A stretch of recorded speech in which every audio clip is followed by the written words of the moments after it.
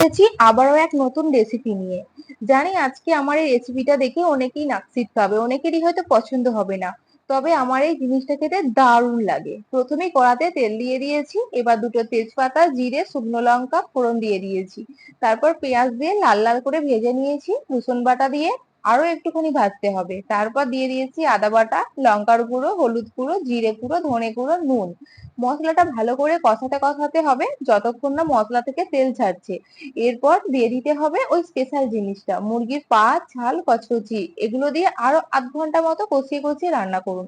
যখন দেখবেন এগুলো থেকে তেল ছেড়ে দিয়েছে, তখন বুঝবেন এই স্পেশাল জিনিসটা রান্না হয়ে গেছে।